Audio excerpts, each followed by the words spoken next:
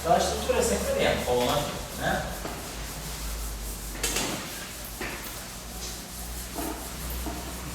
Então, por exemplo, vamos pegar o campo psi, né?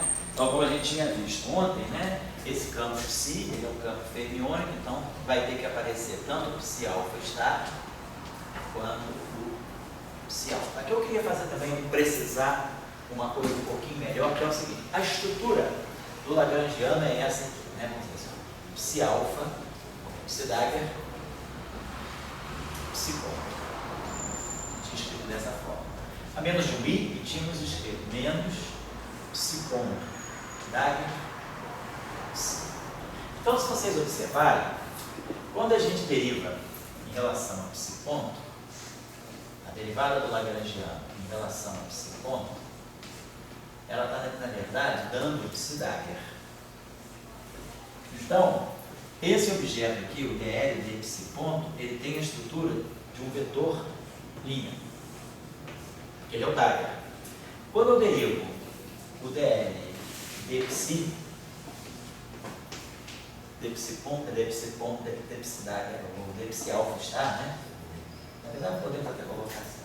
Quando eu derivar isso aqui, eu estou obtendo isso aqui, ó, o psi alfa estar. Vamos colocar assim. Quando eu derivar em relação ao psi alfa ponto. Mas esse psi alfa estar é esse objeto, que é o dagger. Então, na verdade, essa derivada aqui, dl de psi ponto, ela tem um caráter de um psi dagger. E essa derivada aqui, que é o dl de psi alfa estar ponto, ela está me dando o psi alfa. Ela tem a característica de que ela se comporta como um psi alfa, então ela se comporta como um vetor coluna. Só queria chamar a atenção nisso. Então, quando nós vamos escrever, para campos bosônicos, essa questão não entra, mas para campos fermiônicos, tem um pouquinho mais de cuidado. Só queria chamar a atenção para colocar isso de uma forma mais rigorosa. Que é o seguinte: quando eu derivar, então, a gente pensar que a gente vai estar derivando, então quando eu substituir aqui, ó, a gente vai fazer assim: dl de psi alfa ponto. E aí aqui nós vamos botar o psi alfa. Esquece o G, só para botar a estrutura matricial. E aí aqui nós vamos colocar dl de psi alfa estar ponto psi alfa estar. A gente está só fazendo aquilo, a soma direta aqui, somando, derivando em relação a esse cara, colocando, tirando o momento e o cara, depois o momento do outro cara. Observe que esse dl de psi alfa ponto, ele tem a estrutura desse vetor linha, desse vetor coluna, perdão. E o psi é que tem a estrutura do vetor linha. Ao passo que aqui, esse aqui, tem a estrutura psi alfa ponto, tem a estrutura do vetor de psi alfa ponto, tá certo. O dl de psi alfa, tá certo, é isso. E aqui, o dl de psi alfa ponto, dl de psi alfa ponto, o psi alfa estar. Então, esse cara aqui tem essa estrutura e esse cara aqui também, né, tem esse, o psi alfa estar aqui tem essa estrutura aqui. Então, o que a gente tem que ver, na verdade, esse objeto aqui se comporta, né, dl de psi alfa dagger, na verdade, se comporta como um psi. Esse cara aqui, perdão, ao contrário. Aqui é o psi, perdão. Eu mesmo me confundi aqui. Esse cara aqui se comporta ao contrário.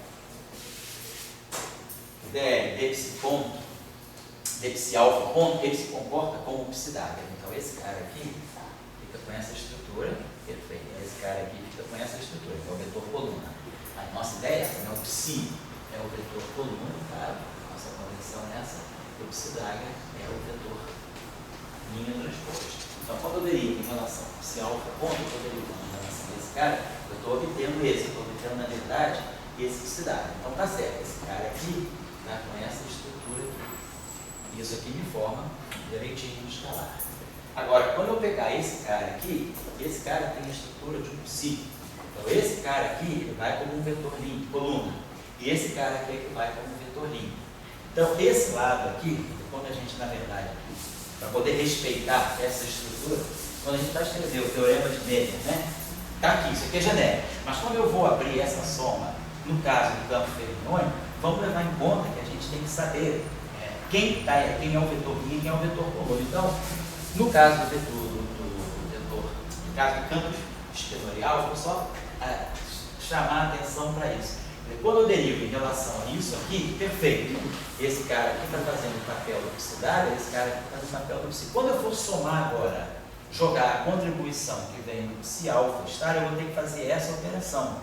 Mas essa operação aqui, ela está me fazendo algo que é o contrário, está me dando isso vezes isso. Então, na verdade, o que eu tenho que fazer ao fazer essa operação é colocar esse cara na frente desse. Deixa eu botar. No caso do campo espinorial, nós só vamos chamar a atenção para isso. Quando o φ tiver o caráter espinorial, nós vamos fazer φ apresentando índice espinorial, a gente vai ter que chamar a atenção para esse fato. Vamos fazer assim, então, a gente vai ler isso dessa maneira, vai ficar I, DL, então D, psi ponto, psi alfa ponto, GI, psi alfa. Agora, quando eu for somar a outra parte, eu vou colocar mais I. É como se eu tivesse somar o complexo multiplicado disso. Vai ficar mais I psi alfa estar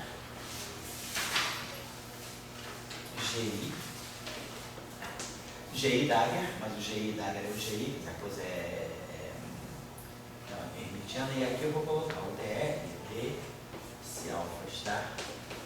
Bom, se vocês observarem bem, a coisa fica certinha. Ó. A derivada de DL em relação a psi alfa ponto é um vetor coluna, isso aqui é uma matriz, e esse aqui, do ponto de vista espinorial, né? Do ponto de vista espinorial, isso aqui é um vetor linha. Então, os índices espinoriais já estão se casando direitinho. Isso aqui é o vetor coluna, perdão, esse. E esse aqui é o linho coluna. E aqui, só lembrando, a dependência do lagrangiano nesse cara era essa, que era menos psi Dagger ponto psi. Então, quando eu derivar em relação ao psi ponto Dagger, esse cara aqui, eu estou obtendo um psi, que é esse vetor aqui. E esse cara aqui é o próprio psi Dagger, que está assim. Então a estrutura está toda correta, vetor linha, vetor coluna, vetor linha, vetor coluna. Então, na hora de colocar o campo espinorial, só chamar a atenção para esse fato. Essa inversão que tem aqui, para poder somar corretamente o contato com a estrutura tensorial correta. É só esse cuidadinho que tem. Porque essa expressão aqui, ela é muito compacta, né? Agora, para campo bosônico não tem problema, porque a gente soma todos os índices. Agora, para o campo fermiônico, ele tem que respeitar essa estrutura. É só esse cuidadozinho que eu estou chamando a atenção, só isso. Então, vamos levar em conta isso. Vamos, por exemplo, tirar a corrente de dentro. Então, tem 3 simetrias. Cada simetria vai me dar uma corrente. Então, deixa eu apagar isso aqui um instantinho. Eu sei, pessoal, chamando a atenção que ontem eu não chamei a atenção disso. A gente foi adotando os índices assim, meio cegamente. Mas se a gente quiser trabalhar de forma matricial, não ficar declarando todos os índices, é melhor colocar desse modo. Então, vamos pegar o seguinte. Vamos pegar a simetria, de todas é o S e o 3. Então, digamos, então, isso aqui vale, isso aqui é a densidade, né? Vou tirar essa lei de conservação aqui, isso que a gente está interessado é na densidade. Então, vamos pegar a densidade associada a S3. Se eu pegar, então, só a simetria S3. Então, a simetria S3 ela tem 8 geradores.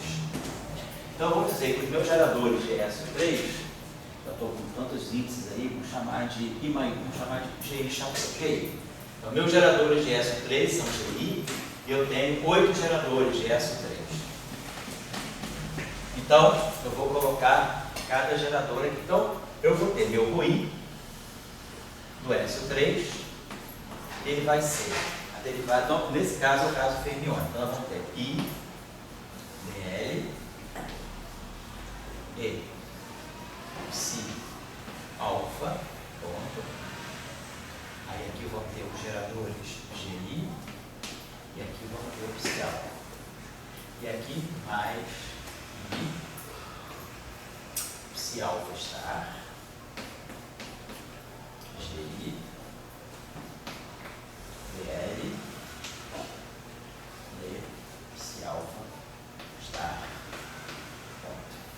Então tá claro, nós já sabemos quem é, então, do nosso lagrangiano, quem é DL de psi ponto. Então, DL de psi ponto é o psi alfa estar. Então, esse cara aqui vai dar uma estrutura que vai ser, tem o I, né? Nós temos claramente na evidência, então I, psi-dagger, esse ponto, menos I, psi-alfa dot, tudo isso aqui sobre 2, não está por 2 aqui.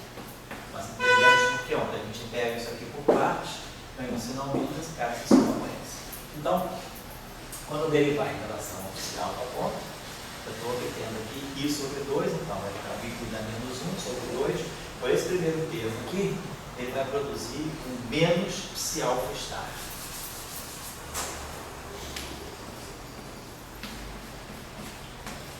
E aqui já fica o psi-alfa. E ao passo que esse aqui, eu vou estar derivando isso aqui. Então, quando eu derivar isso aqui, vai produzir um menos I por I dá 1.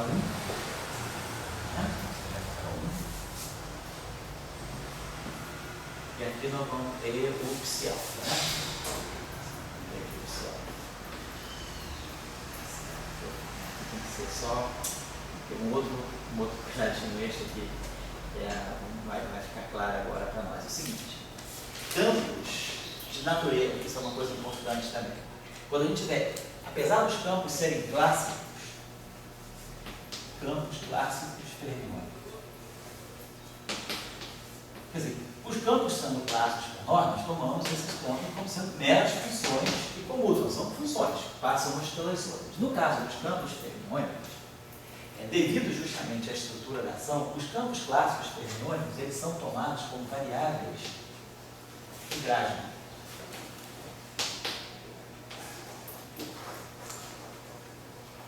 Mesmo sendo clássicos, eles não satisfazem nenhuma relação de comutação, mas eles não comutam entre si. Então, sempre que eu tiver derivado de psi, se eu tiver um psi-alfa, psi-beta, isso é a mesma coisa que menos psi-beta, psi-alfa. As componentes dos campos fermiônicos clássicos são números anticomutantes, são variáveis anticomutantes. Então, elas não satisfazem nenhuma relação de comutação não trivial. Simplesmente é isso. Qualquer objeto psi-alfa, qualquer objeto psi-beta ou psi-alfa está igual a zero. Então, são números que anticomutam. Então, quando eu derivar em relação a esse psi, eu vou estar produzindo. Então, quando eu vou derivar aqui em relação a esse ponto, eu vou ter que passar a minha derivada para cá.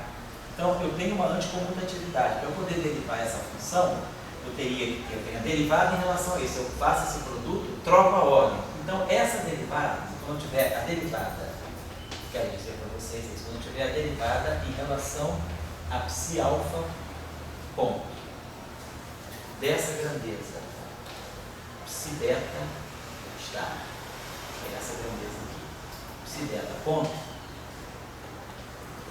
para eu fazer, então, essa derivada vai atuar só aqui, não tem ponto. Então, para eu poder fazer essa derivada atuar aqui, eu troco essa ordem para poder essa derivada atuar diretamente aqui e dar um delta de alfa beta. E isso vai me dar menos 1. Então, aqui, além do I e do outro I que deu menos 1, vai ter um sinal mais por causa disso. A derivada, então, a derivada desse termo aqui em relação a psi-alfa ponto, ela não vai dar psi-beta estar, ela vai dar menos psi-beta estar. Então, a razão é essa.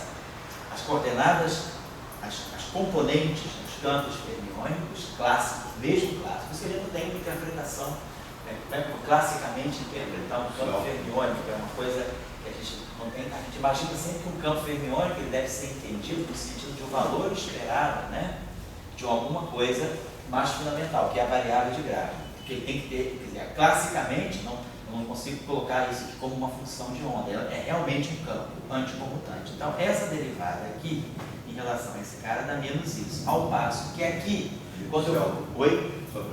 Onde? Psi. Menos psi-beta não. Menos psi-alfa. Ah, obrigado, Cláudio. Obrigado. Porque aqui vai dar um delta de alfa beta e esse beta aqui vai virar um perfeito. Perfeito. E aí, quando eu derivar esse cara aqui, esse pedaço aqui, eu vou derivar em relação a psi-alfa estar, ponto, essa grandeza. Psi-dagger vai ser psi-beta estar, ponto, psi-beta. Então, essa derivada ela já parte direto aqui, então ela vai me dar o alfa, delta de alfa beta, e aqui eu ganho psi-alfa. Então é por isso que vai ter esses dois termos aqui. Aí aqui tem um fator meio, né, que tinha um meio daqui, um meio daqui, quer dizer, então você dá um meio mais um meio. Então, da maneira que nós estávamos escrevendo, se essas variáveis fossem comutantes, os dois termos iam se cancelar. É justamente a não comutatividade, né? Então, quando a gente escrever, pensar sempre no campo fermiônico, vamos pensar sempre com essa ideia aqui. No campo fermiônico, quando eu escrever isso aqui, psi-alfa, né? Psi-alfa, eu tenho que imaginar isso. Imaginar que isso aqui é psi-alfa estar. Psi-alfa, se eu quiser trocar a ordem, você vai ficar menos psi-alfa estar. Essas coordenadas, essas variáveis sempre anticomum. Oi? Ali, esse ponto, eu não tenho problema. Aonde? Esse ponto, esse ponto também, como também. Ah, mesma coisa, a derivada temporal segue a mesma. Mas a derivada temporal com cara sem derivada nenhuma também. Isso, exatamente. A derivada espacial também, se você pegar DI, porque essas derivadas elas têm caráter comutante, elas são bosônicas. Então, o caráter fermiônico está todo no férmio. Então, se você derivar em relação ao DI do psi, vai seguir a mesma regra, certo?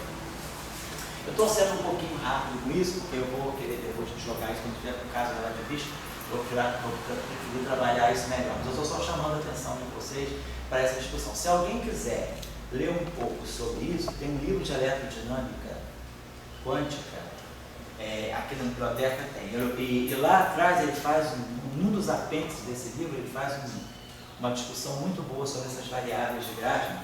É o livro de quê? Do Akiser.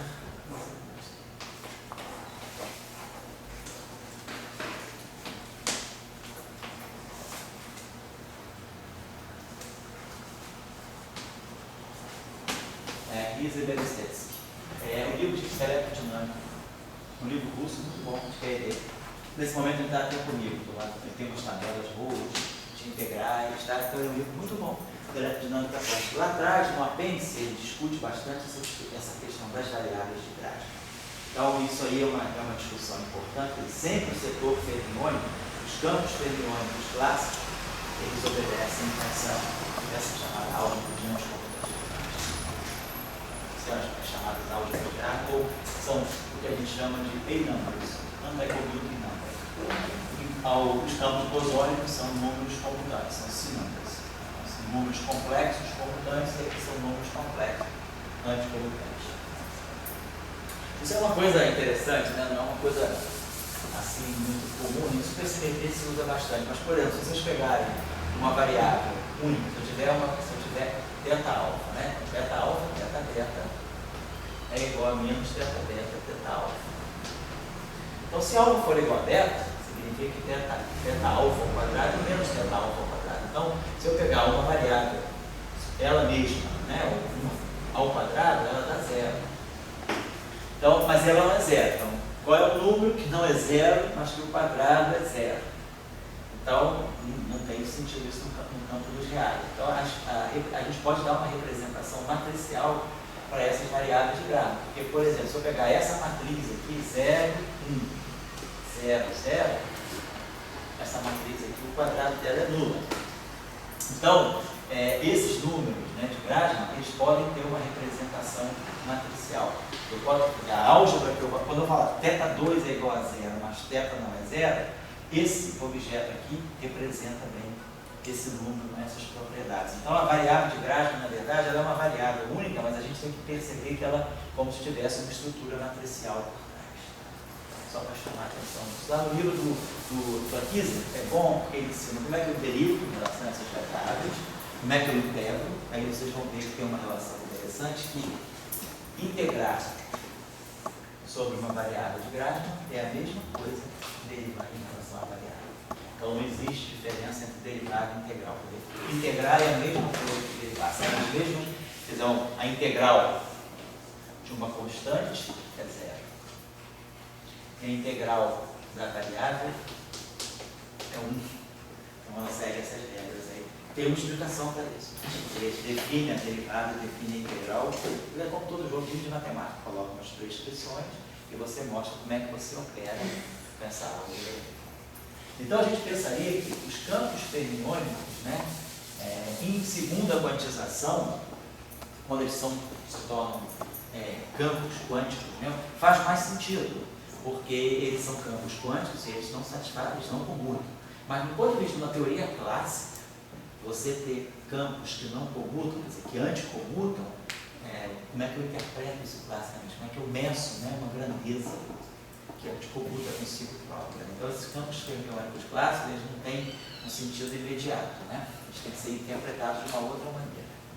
Quanticamente não, porque aí a gente tem relações de comutação, anticomutação não triviais, e aí segue a mesma prescrição, né, que na mecânica quântica a gente tem para as coordenadas. Mas é uma coisa interessante se compreender, se aprofundar um pouquinho nessa discussão. Eu não vou levar muito tempo nisso, a gente vai voltar a isso quando a gente falar do caso da invariância de Lorentz. Bom, então no caso do S3, então o que a gente está fazendo é isso aqui. Então a gente vai ter o DL, nós vemos que os dois termos se juntam, então a estrutura vai ser basicamente isso aqui. A derivada do psi-const vai ter o psi-dagger, né? Então eu vou ter lá o meu campo psi-alfa, então vamos ver, as coordenadas dele são essas aqui. E a simetria S, eu estou pegando a simetria S3, a simetria S3 ela age aqui. Então vamos ter isso aqui, ó. Psi-alfa está. Aqui vamos ter um A. Aqui vamos ter um A. E aqui vamos ter um A. Agora, entra o gerador de SO3. Então aqui vai entrar o gerador de SO3. Aquela simetria, quer dizer, aquele gerador ele vai ter que acoplar esse índice com esse índice, mas o índice daquela simetria. Quer dizer, o índice do campo psi, que está ligado à simetria SO3, é o índice A pequeno, é o índice da representação 3. Então aqui eu vou ter um A, aqui eu vou ter um B, e ali aqui eu vou ter um psi alfa, porque quando a gente faz a derivada, os dois índices se casam, né, do ponto de vista do grupo SO3 de Skinner, isso aqui tem que dar um escalar de coordenada de rotação, então da psi-alfa está psi-alfa. Agora, esse índice A está acoplado com o índice B pelas matrizes de SO3. Esse índice não foi mexido e esse índice não foi mexido. Não significa, claro, estou fazendo uma soma em A pequeno, uma soma em A grande, uma soma em A', uma soma em B pequeno. Isso. Tudo está tudo somado, soma em alfa. Tudo é somar, a regra da convenção da soma da empresa. Então, basicamente, a estrutura é essa aqui. Então, eu vou ter que pegar cada matriz em forma 3x3 e colocar aqui. Por exemplo, vamos pegar uma matriz, eu tenho 8 correntes, 8 bois. Eu conheço os 8 geradores 3x3 das matrizes de Gelman, das matrizes de SO3. Vamos, por exemplo, pegar uma delas, né? Os 8 geradores, vou botar aqui. Pegar a coisa bem explícita dela. Então, se eu quiser pegar, por exemplo, os 8 geradores, tem os geradores ρ1, ρ2, ρ3, ρ4, ρ5, ρ6, ρ7, ρ8, né?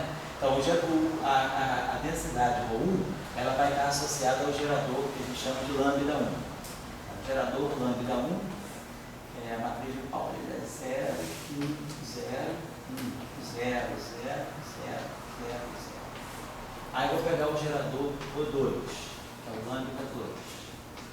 Então, o gerador de vai ficar 0, menos I0, I, 0, 0, 0, 0, 0. Aí vamos pegar a carga ρ3, que está associada ao gerador, vou chamar aqui de G1, chamamos de G1, G2.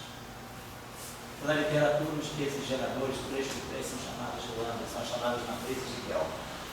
E aqui eu vou ter 1, 0, 0, 0, menos 0, 0, 0, 0. Aí vamos ter a carga O4, uma matriz geradora G4. Vai ser 0, 0, 1, 0, 0, 0, 0. Aí vamos ter o 5, que é o G5. 0, 0, menos 1, 0, 0, 0, e 0. 6 está associado ao gerador G6. 0, 0, 0, 0, 0, 1.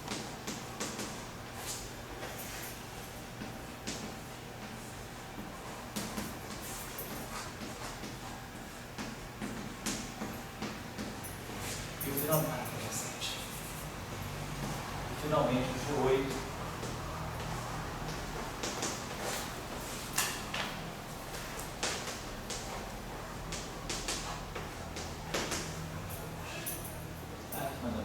Bom, então eu escolho, então para cada gerador eu vou ter que colocar isso. Então, claro, esses índices aqui estão todos somados, eu vou ter que fazer, então, pronto, se eu pegar, vamos dizer que eu quero calcular, eu tenho 8 cargas.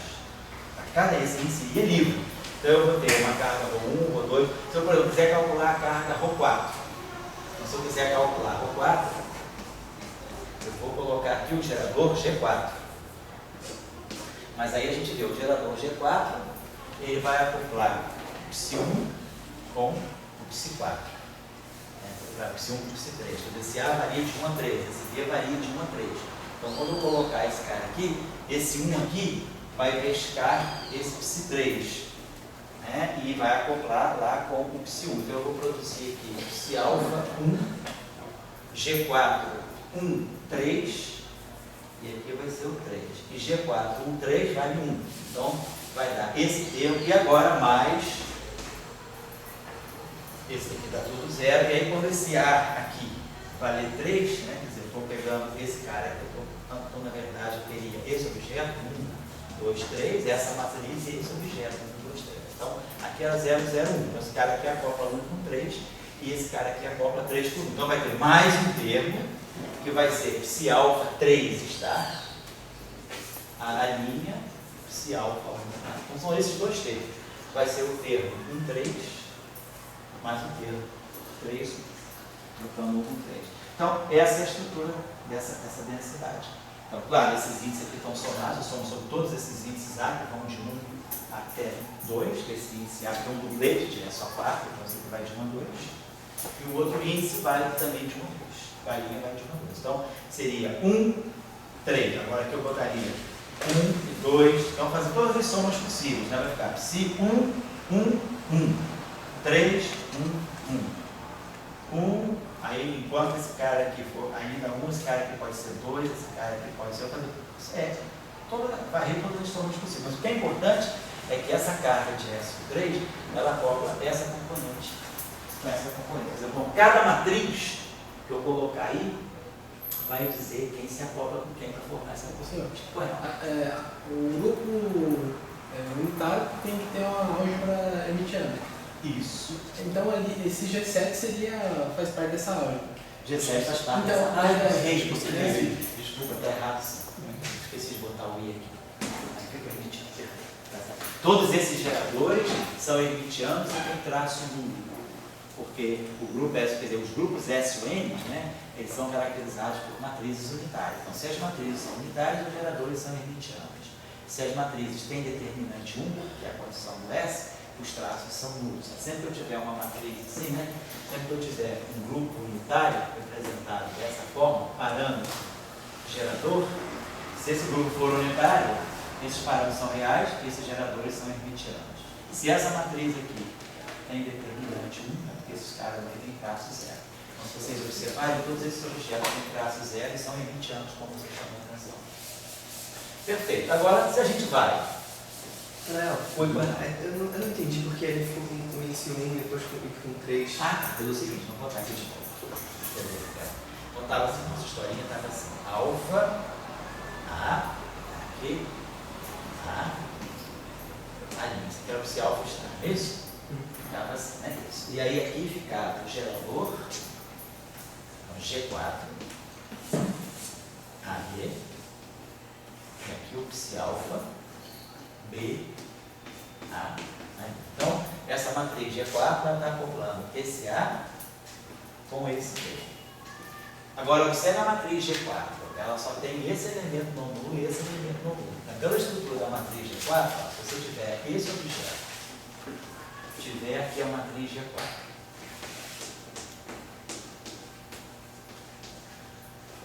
E aqui, esse objeto, né? A matriz G4, ela faz isso, ela pega esse cara aqui, esse carinha aqui vai se acoplar com esse cara aqui. Então é como se aqui eu tivesse a componente 1, componente 2, componente 3. Componente 1, componente 2, componente 3. Então, esse elemento aqui, ele acopla o 1 com 3. Então, o A vai valer 1, o B vai valer 3. E depois, isso aqui está tudo zero, o 2 não se acopla com ninguém, e o 3 vai se acoplar com 1. Então, depois a segunda possibilidade vai ser 3, 1. A matriz G4 eu já te indica quem se acopla com quem. E esse índice aqui, para cada configuração, quer dizer, quando eu pegar aqui esse cara igual a 1 e esse cara aqui igual a 3, esses caras aqui correm de 1 a 2 e esses caras aqui correm também de 1 a 2. Certo? Quer dizer, todas as sombras em A, todas as sombras em A', para cada configuração AB fixada. Certo? É isso que eu estou. Você vai estar com o psi alfa, vamos dizer na 3. Isso. Tá? Então, o psi alfa, só o psi alfa seria um elétron. Mas como você bota mais essa coisa interna, você pode ser um quark. Isso. E meio com um quark. Então, você teria 3 quarks na 3. Isso. E cada um desses 3 quarks teria 8 cargas. Cada um desses. Quer dizer, esses 3 quartos, esses 3 quartos aqui, está acontecendo aqui, eu estou pegando o psi 1, fazer passo a passo isso. Esses 3 quartos, eles estão se organizando para formar as 8 cargas, porque as 8 cargas, elas são formadas pelos psis, pelos componentes do psi. Então, por exemplo, a carga ρ1, ela vai acoplar o quark 1, aqui tem 3, 1, 2, 3. Ela vai acoplar o 1 com 2 e o 2 com 1. O G2, a mesma coisa. O G3, não. O G3 vai ficar todo diagonal. Vai ser 1 com 1, 2 com 2. O 3 não entra. Se eu pegar, por exemplo, o G6. O G6 ele vai acoplar o quark 3. Isso aqui é 0. Não, é 2. Vai pegar o quark 2, vai acoplar com 3 e vai pegar o 3 e acoplar com 2. Então, esses 3 quarks, psi 1, psi 2, psi 3, né, para alfa é fixo, né? Esse cara aqui, esse A aqui, valendo de 1 a 3, quer dizer, eu vou pegar esses 3 caras, 1, 2 e 3, e eles vão ter 8 combinações que vão dar as 8 cargas do verso 3. Tá certo? Então a gente expressa as cargas em função dos campos. Então eu consigo expressar. Depois na próxima aula a gente vai fazer o caso da carga elétrica. Cargas de campo. Acho que os campos se juntam para formar as cargas. Então as cargas, elas são funções, por exemplo, essa densidade aqui é uma densidade de Tx. Se eu resolver a equação do campo, se eu souber quem é o psi de Tx, eu componho ele dessa forma e eu acho a carga. E aí, claro, isso é a densidade de carga. A carga que eu vou querer, na verdade, a carga Q4, ela vai ser o resultado depois de eu integrar a densidade. Certo? Agora, então, e essa é a carga concentrada. Tá? Você pode ter ali entre o quark 1 e o quark 2, certo? 2 cargas. Isso, duas cargas são Três formadas cargas, nela. Na verdade, G1, G2 e G3 ficam só no setor 1, 2. Então, quer dizer, a interação entre eles pode ser movida por 3 cargas. Por 3 cargas. A interação entre 1 e 2 é movida por 3 cargas. É isso mesmo. Tem 3 cargas que estão no meio, estão acoplando 1 com 2, o 1 com 3 e o. Quer dizer, ali acopla 1 com 2, ali acopla 1 com 2, 2 vezes, e acopla 1 com 1, 2 com 2. O setor com 2, ele só envolve essas cargas aqui. Essa carga aqui já mistura 1 com 3, essa aqui também mistura 1 com 3, essa mistura 2 com 3, 2 com 3, essa aqui deixa tudo separado. 1, 2, 2, 3, 3, tá certo? Tá bom? Então é mais ou menos isso. Eu não vou ficar repetindo tudo, porque já entenderam a estrutura. Agora é só chamar a atenção um pouquinho. O que significa a representação? Oi. O suficiente para diferenciar os quarks São. Porque os acoplamentos são todos distintos. Você lá vai ter aquele izinho lá que vai fazer. Na verdade, você vai compor psi1 menos y2, psi1 mais y2. Tá? Agora, se eu vou pegar as cargas de SO4, então lembrar, SO4. Só repetindo uma coisa aqui. Nos extremos, como a gente fala no padrão, quark azul, vermelho. Tá legal. Tá 3 cargas.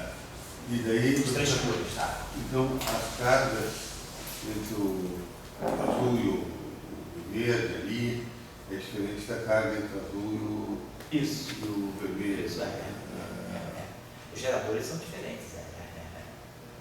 Quer dizer, quando você faz a interação, basicamente o que a gente está observando aqui é que a estrutura de corrente é como se eu tivesse assim, ó, tem psi-alfa, vamos colocar assim, eu tenho psi-alfa d'H, aí tem gerador no psi-alfa d'H A, vamos botar assim, psi-alfa A está, aí tem particular gerador GI, AB, e aqui eu tenho o psi-alfa B. E aí, essas matrizes aqui, elas têm elementos, são todos da ordem de 1, menos I, menos I, menos 1, I, esses elementos. Mas a matriz que faz a ponte, por exemplo, entre o 1 e o 3, como a gente viu quando eu apaguei, a matriz que faz a ponte entre o 1 e o 3 vai ser uma combinação do G1 com o G2.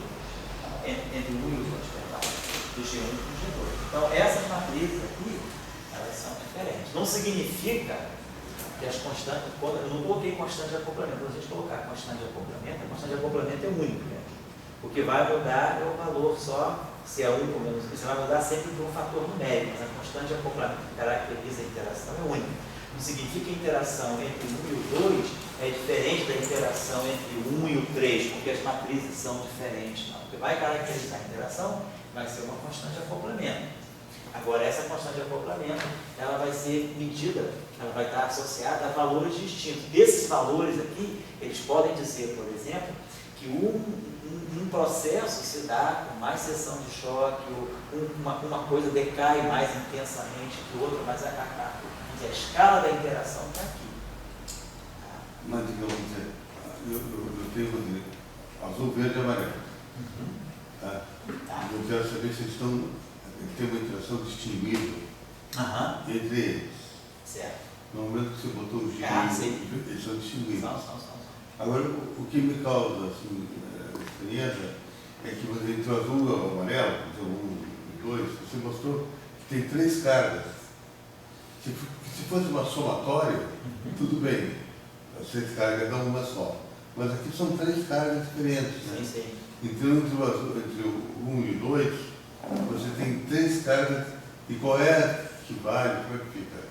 Quer dizer, essa carga vai depender da interação, quer dizer, quando, na verdade, essa corrente, né, essa densidade que está se formando entre o quarto 1 e 2, ela vai trocar a interação com outro objeto. Então, quem vai fazer a interação, vamos dizer, na descrição da QCD, vai ser o gluon, que vai ligar esse par, vamos dizer, azul-verde, com um outro par que está lá.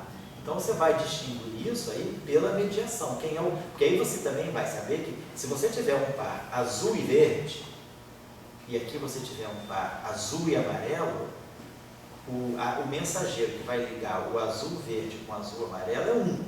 O mensageiro que vai ligar o azul-verde com o azul-azul é outro. Então você tem os 8 gluons vão fazer essa distinção para você. Nós ficamos, no caso, entre o quarto 1 e o quarto 2. Certo. Você vai ter, como você viu, 3 cargas. Então você vai ter o mesmo mensageiro, que é quarto 1 e 2, azul verde, né? E viajando sobre 3 cargas. Mas não é mesmo, então é o seguinte, porque quando você está compondo ali, você vai ver que você vai formar. O objeto que vai vir aquele mensageiro, por exemplo, vai ser psi1 mais y2. Porque num cara você tem 1, no outro cara você tem i. Então, quando você vai combinar, na verdade, esses quartos eles vão formar combinações distintas. É isso que vai distinguir os mensageiros. Os mensageiros distintos vão estar ligando objetos distintos. Porque quando você pegou aquela carga que era 0, 1, 0, 0, 0, 0, 1, 0, 0, você está formando aqui alguma coisa que vai ser, vamos pegar aqui, psi1 está com o psi3, mais o psi3 está com o psi1. E esse objeto aqui vai estar ligado com a carga, está ligado com a carga 1. Então vamos dizer, essa carga 1, ela vai estar interagindo com o gluon a 1. Aí quando você pegar agora o outro objeto, que vai ser menos i, G1, 3, 3, olha aqui, né? Que besteira, que era, na verdade era 0, 0, 1. A explicação que eu estou dando não é 1 com 3, então 1 com 3, aqui é 3 com 3. Agora se eu pegar o segundo gerador, aqui vai ser menos i e aqui vai ser i. Então nós vamos ter agora menos i. Se psi1 está psi3, mais I, psi3 está psi1. E esse objeto aqui vai estar se ligando com um I, vai estar ligando com esse aqui vai ser o dizer, essas 8 cargas são 8 grooves. 8 grooves. Então, quer dizer... Você vai ligar esse cara aqui com esse cara, você vai formar uma combinação que é, no fundo, A1 menos I2. Então, você vai formar... Então, quando você tiver essa ambiguidade, quem é que interage com quem, você vai estar formando um grupo que vai fazer essa interação certinha. A própria estrutura do grupo te diz qual é o grupo que sai. O que é fora da confusão aqui é que na hora da lagrangiana isso não aparece, aparece só o G. Porque é tudo fechado ali. Por isso eu estou abrindo com vocês, para vocês verem lá dentro da carga como é que a coisa funciona. Mas na lagrangiana não aparece. Não aparece. Usando o submarino da lagrangiana não aparece. Não aparece, não. E isso não aparece aí em lugar nenhum. Isso aí fica como uma coisa estrutural. Fica escondido lá dentro. Por isso que é bom você uma vez na vida, pelo menos uma vez na vida, abrir essas cargas para ver o que está acontecendo ali dentro. Como é que os quartos se combinam. Quer dizer, a simetria, ela já diz tudo para você. Você não tem que pensar em nada, você só tem que abrir a caixinha. Quando você abrir a caixinha, a simetria já está fazendo tudo. Ela já te dá as matrizes, já te dá os valores, já te dá tudo. A simetria realmente é uma partitura que você tem que ler e seguir. O autor já pensou tudo para você. Você é um mero executor, não tem muito do que fugir. A não ser que você viole a simetria. Aí você tem a condição de interferir aí na simetria. Você pode escolher um mecanismo de violação, aí você pode colocar o teu dedão e mudar as regras do jogo, tá certo? Tá bom? Estou me aproximando do final, não. Bom, então aqui fazer a mesma coisa para as correntes de SO4. SO4 é um grupo que tem 6 geradores. E aí eles têm 6 geradores que podem estar em forma 2x2, que podem estar em forma 3x3. Então, vai simples. Quer dizer, se isso aqui é um dublete de SO4, a gente sabe como escrever os 6 geradores de SO4. É a mesma estrutura, só que a única coisa que vocês iam precisar são quem são as 6 matrizes 2x2 que descrevem a álgebra de SO4. É isso que a gente ia precisar, só isso. Então eu vou deixar esse exercício assim como tarefa. Quem quiser continuar a tarefa, tiver dificuldade, me procura, não tem problema não. Vamos só introduzir agora a carga elétrica. Pronto, isso fica... Então vamos ver o seguinte, a carga elétrica, a gente vai, vamos pensar qual é a carga elétrica, acaba sendo o mais simples de todos, né? Vamos dizer, o campo, já sabendo, vamos colocar as coisas, não pode colocar dessa forma que eu estou colocando aqui não. Eu vou colocar dessa forma porque a gente está indo num formalismo que não é covariante, nós estamos fora da relatividade especial. A relatividade especial dá uma maneira muito mais clara de nós compreendermos a carga elétrica do que a teoria não relativista. Nós ainda estamos fora do âmbito da relatividade, nós estamos fazendo uma teoria não relativista, então a descrição da carga ela fica meio artificial, é meio ad hoc, como acontece na mecânica quântica. A gente introduz a carga à mão. Quando a gente tem a simetria de Lorentz, fica muito mais interessante, a gente introduz a carga elétrica via spin. Na verdade, a gente sabe quem é que é fundamental, qual é a interação que eu estou descrevendo. Eu vou descrever uma interação mediada por um objeto de spin 1. Então, se eu descrevo a interação mediada por um objeto de spin 1, que eu sei que o fóton é um objeto transverso, que tem spin 1, fica automaticamente claro como é que eu introduzo a carga elétrica. A carga elétrica ela vem como consequência do fóton. Na relatividade, a gente tem a chance de perceber isso. No formalismo não relativístico, não. Porque a gente está fora da relatividade, então a gente não consegue compreender exatamente o papel do fóton nessa descrição. Então, a gente introduz a carga elétrica da maneira, quando nós vamos entender por que as coisas são assim. Na teoria não relativista, vai ficar mais fácil porque as coisas são assim. Associa a carga elétrica, vamos pensar, o eletromagnetismo, vamos lembrar que a gente conhece o eletromagnetismo de Maxwell. Então, o eletromagnetismo de Maxwell, ele dá para nós, né, as equações de Maxwell com o objeto, os geradores de campos, né, quer dizer, a matéria, ela carrega carga E essa carga em movimento gera corrente. Então, dentro da ideia do eletromagnetismo, a gente tem carga e corrente. E essa carga e essa corrente, elas geram campos elétricos e campos magnéticos. E esses campos elétricos e campo magnético, eles são, na verdade, derivados de um par de potenciais, um potencial φ escalar e um potencial vetor A.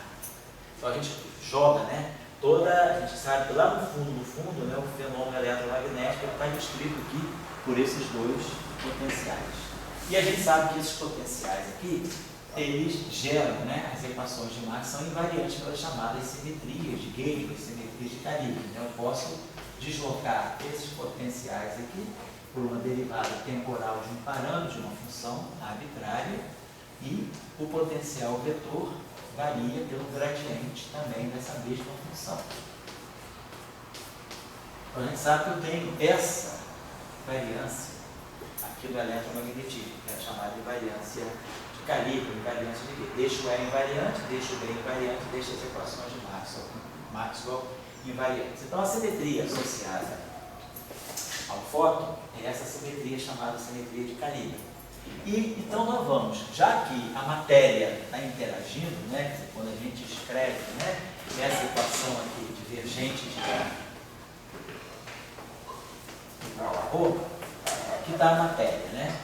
Esqueci o epsilon zero, aqui está a matéria, aqui está o campo. Esse campo aqui é menos o gradiente de φ, então isso aqui está menos laplaciano de φ, menos dAdt, menos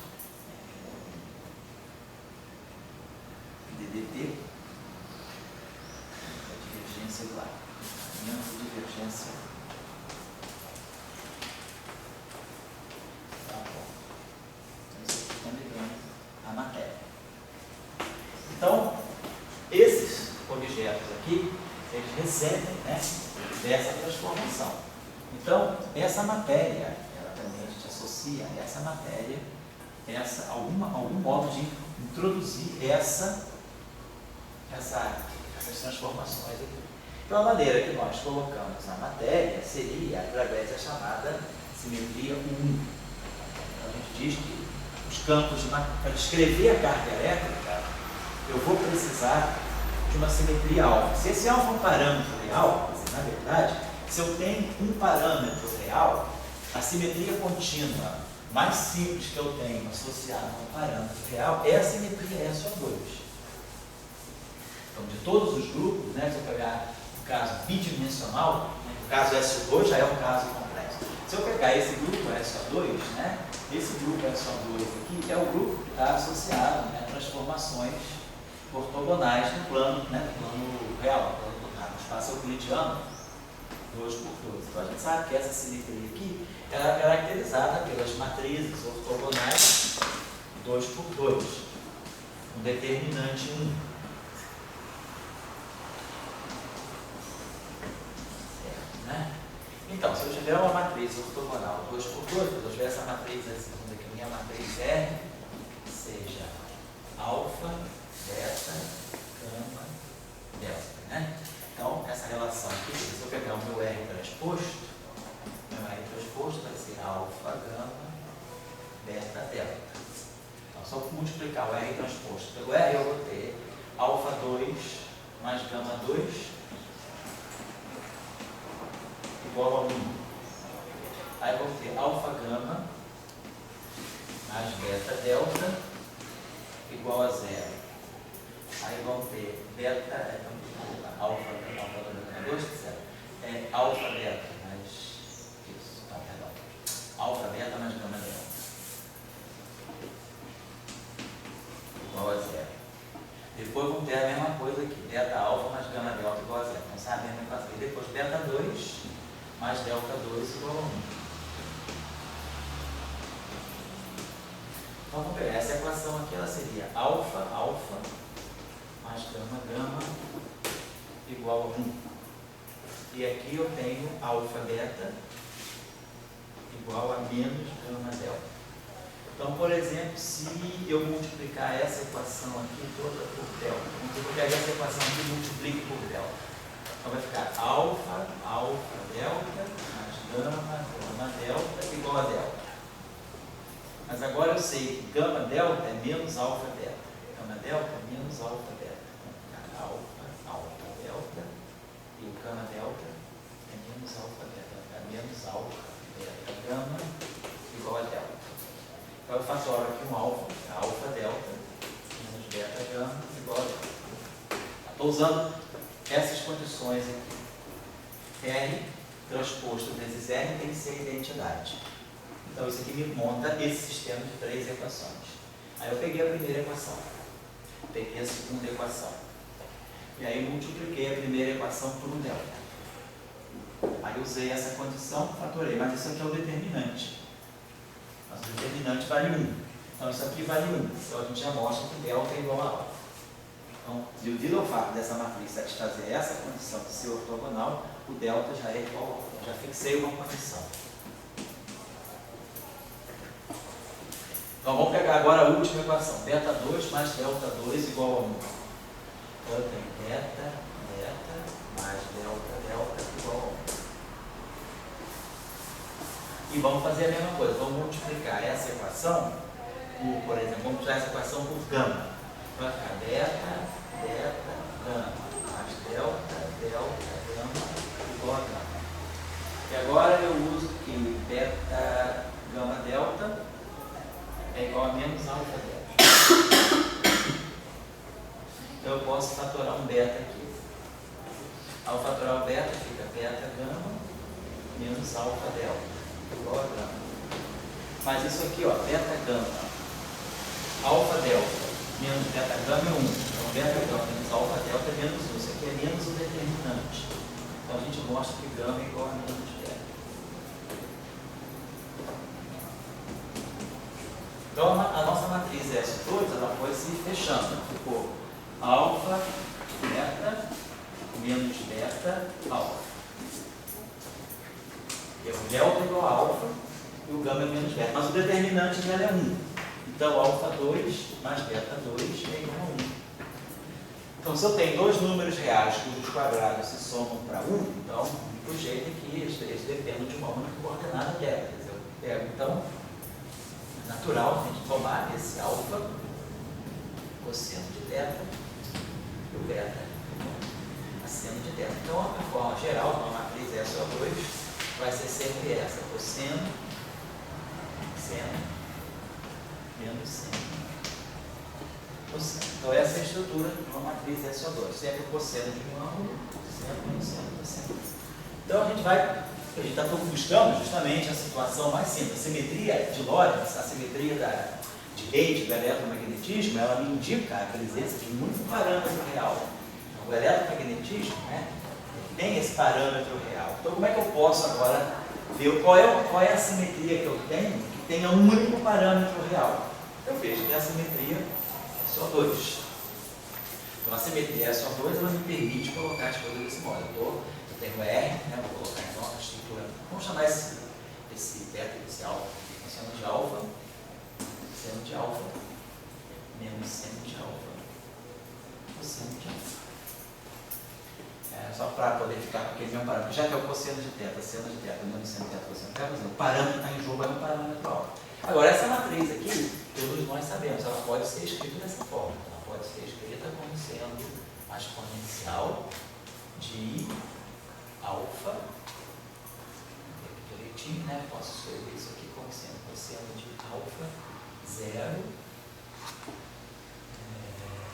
11 e 0. Isso aí, né? Se eu exponenciar, quer dizer, deixa eu pegar um minutinho só.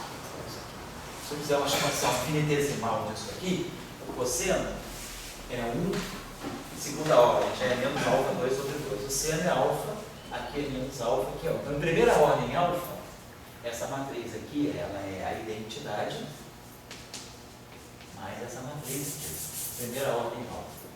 0, 1, menos 1, 0. Entendeu? Quando eu expando em primeira ordem alfa, aqui fica 1, aqui fica 1. O outro é alfa 2. Esse termo aqui fica alfa e esse termo aqui fica menos alfa. Então, em primeira ordem alfa, essa matriz é isso aqui. Mas isso aqui está me indicando justamente que essa matriz aqui deve ser isso aqui, ó, exponencial de alfa vezes essa matriz aqui, 0, 1, menos 1, 0. Vamos chamar essa matriz aqui de sigma. Esse aqui é o gerador de SO2. Então, qualquer transformação de SO2 pode ser escrita dessa forma. Só agora eu coloco um I aqui e coloco um menos I aqui. Então, eu vou reescrever isso aqui dessa forma. Aí alfa. E aí, essa matriz geradora aqui que eu vou chamar de sigma 2. Então, sigma 2. 0 menos I e 0. 0 menos I e 0, que é o próprio sigma Y do Paulo. Então, a gente está vendo que as transformações SO2, elas podem ser colocadas sob a forma de uma transformação de fase. Posso colocar desse modo. Então, significa que essas transformações elas estão atuando em vetores. Eu tenho um vetor com coordenada V1, tenho um vetor com coordenada V2, então a transformação dele vai ser essa matriz aqui, elevado em alfa, ou seja, vai ser isso aqui, né? Essa transformação, a transformação desse vetor vai ser V1', vai ficar cosseno de alfa V1, mais sino de alfa V2. Menos sino de alfa V1 mais cosseno de alfa V2. Então, é a transformação de SO2. É como eu consigo colocar essa transformação de SO2, né, que trazer aquele parâmetro alfa para isso aqui. Mas eu posso combinar isso de uma outra forma. Fica um exercício simples, a gente vê. Se a gente pegar V1 mais I, V2', né, V2 mais I, V2', eu vou pegar cosseno menos I seno, né, cosseno, né, vou pegar, multiplicar esse cara aqui, né, essa equação toda por I, e somar com essa aqui, a gente vai estar obtendo algo desse tipo aqui, exponencial de menos I alfa, V1 mais I, V2. E claro, complexo conjugado é a mesma coisa. Então a gente consegue, numa representação complexa, transformar essa matriz, essa fase aqui que é dada como matriz, numa fase que é dada simplesmente por um número. Então a gente associa, né, para poder trazer a simetria de Lorentz, a simetria de Gauge, né, do eletromagnetismo para o setor de matéria, para que, como é que eu vou poder trazer esse parâmetro para o setor, da maneira mais simples, né, para o setor. Então, é um parâmetro único, é um parâmetro real, então é o único jeito que eu tenho aqui essa simetria, mas essa simetria ela pode ser colocada, essa transformação aqui é elevada a I alfa sigma til, ela é uma transformação feita em cima de vetores reais. Componentes reais. V1 e V2, ela vai atuar em cima desses vetores, ela está associada a esse espaço de vetores reais. Eu posso, então, sair desse espaço e passar para esse espaço aqui, V1 mais IV2, eu chamo de V, e V1 menos IV2, que é o nosso V-til. E aí, essas transformações aqui, nessa representação, elas simplesmente passam a ter uma forma de uma exponencial. Então, o que a gente faz é introduzir essa transformação em cima dos campos para poder trazer de alguma forma esse parâmetro alfa que está lá nas equações de Maxwell, para ficar a simetria das equações de Maxwell. Então, a gente trabalha com campos, vamos dizer, a gente trabalha com campos complexos. Então, a gente vai pegar, por exemplo, pode ser um escalar complexo, pode ser aí o espinor já é complexo, ou pode ser um vetor complexo, vamos dizer, chamado W, né? E aí a gente vai dizer que então, a simetria, a transformação que a gente vai impor vai ser essa transformação em fase, linha, em alfa φ, psi vai ser em alfa psi, e W linha, qualquer campo vai ter que, então, essa simetria vai governar o que a gente vai querer associar essa simetria à carga elétrica, porque é a simetria que tem um único parâmetro real. Só um instantinho só, vai. Na próxima aula vamos especificar isso aqui melhor, porque aí aqui vai ter que entrar o valor da carga. Então nós vamos ver como é que nós vamos jogar o valor da carga nessa transformação aqui. Mas basicamente a ideia é que nós vamos trabalhar com a simetria, nessa versão aqui, a simetria é chamada simetria unitária, né? Porque isso aqui na verdade é uma matriz 1 por 1 unitária. Então, por isso que a gente chama de 1. É uma outra forma de eu colocar o SO2. O SO2 é a forma real e o 1 é a forma complexa. Aí a gente, então, é o jeito que a gente tem de... Essa é a primeira sugestão estão, né? Então, isso aqui é um raciocínio assim, heurístico. Eu tenho essa simetria nas equações de Marx e sei que o fóton se acopla com a matéria. Então, se esse fóton tem essa simetria, essa matéria, de alguma maneira, ela deve ter uma noção dessa simetria. Mas essa simetria ela é dada por um parâmetro real. Então, eu tenho que procurar quais são as simetrias contínuas que eu tenho com um parâmetro real. A simetria mais simples que eu tenho, de um único parâmetro, é o SO2. SO2 já tem 3, SP2 tem 3, e são todos os grupos de Lie estão ali. Os grupos de Lie são, as categorias de grupo de Lie são os SON, o SO2N, os SUN, os SP2N, e depois os chamados grupos excepcionais. São o G2, o F4, o F6, o F7, o E1. Então, eu tenho 5 grupos de Lie excepcionais e tenho essas categorias dos chamados grupos clássicos. Então, grupo de Lie é só isso. Você estaria dizendo que isso daí não tem parâmetro? É, o único que tem um parâmetro é o SO2. Porque todos os demais já tem mais de um grupo de um parâmetro. A minha pergunta é a seguinte: você está com aquele W linha. Então você já está dizendo que, não sei se já pode dizer, mas carregou. Oi? Você carregou. Isso, eu vou querer introduzir a carga elétrica dessa forma, porque é o jeito que eu tenho que trazer o parâmetro alto. Se eu tivesse fazer de Marx, eu teria que ter 2 A's, né? Um A1 e um A2, para daí fazer A1 mais A2 e transformar no W. Não. Ah, bom, isso, né? Exatamente. Eu vou ter que pegar 2 campos de spin 1 reais e combinar num W complexo. Isso mesmo. A1, eu vou pegar um A1I, exatamente, para fazer isso, eu vou pegar. Então, o meu campo é AI. Ou seja, é esse campo aqui, spin 1. Se eu quiser formar esse W vetorial, eu vou ter que pegar esse campo vetorial, que tem 3 índices, 1, 2, 3, e agregar aqui um índice A, que vai de 1 a 2, que é o índice de SO2. Então eu vou ter o A vetor 1 e o A vetor 2. Ou então eu pego o A vetor 1, isso, combino complexamente com o A vetor 2 e formo o meu vetor A. Esse vetor aqui responde a essa simetria dessa forma. Esses 2 vetores aqui respondem a essa mesma simetria dessa forma, dos cossenos e dos senos. É simplesmente um modo de você reescrever a mesma coisa. Ou você trabalha com a versão bidimensional real, ou você trabalha com a versão unidimensional complexa. Porque o dado, uma partícula que está por aí, né? Não fala de dados, qualquer partícula. Qualquer vetor carregado. Qualquer vetor carregado, e ele vai se construir dessa maneira. Aí, aproveitando o Maxwell, você tem que estar claro que o A1 A2 tem que estar com a função em cima. Ali dentro tem que ter E o 2 outro, reais. e o outro, Duas representações reais, exatamente. Vai ser sempre assim. O que já nasce completo é o espinor, porque o grupo, o espinor, quer dizer, o espinor de SO3, o campo de spin meio, ele já é nato complexo, porque os espinores de SO3 são complexos. Né? A representação é a representação das matrizes de Lowry. Então, os espinores já nascem complexos, mas o vetor não. As representações bosônicas são reais. Então, eu tenho que complexificar elas dobrando. O escalar, eu pego um escalar real mais I outro escalar real. Um vetor real mais I outro vetor real. O espinor eu não preciso fazer isso, porque o espinor já é complexo, os componentes dele já são complexos. E por que? Para você ter carga, você tem que estar com eles complexificados. Não precisa estar com eles complexados. Eu posso ter carga originais. Então, Eles reais, eles também têm a mesma carga. A carga está aqui, ó. Só que eu vou ver a carga, quer dizer, quando eu coloco os 2 campos na versão real, esses 2 campos juntos, eles estão descrevendo a mesma carga que eles complexificados estão descrevendo. Eu não perco a descrição da carga aqui, isso aqui também escreve a carga elétrica, só que eu estou descrevendo a carga elétrica numa representação. Você botou neles. Isso, a carga está aqui, ó. Olha o alfa.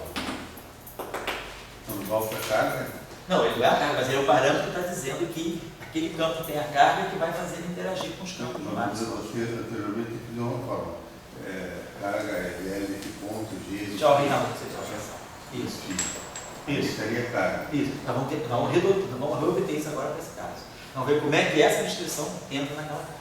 Próximo passo é esse, é tirar o teorema de Miller para essas transformações. Certo? Então a gente para hoje e aí a gente retoma no outro sábado, se Deus quiser, a gente está 2 aqui, ó.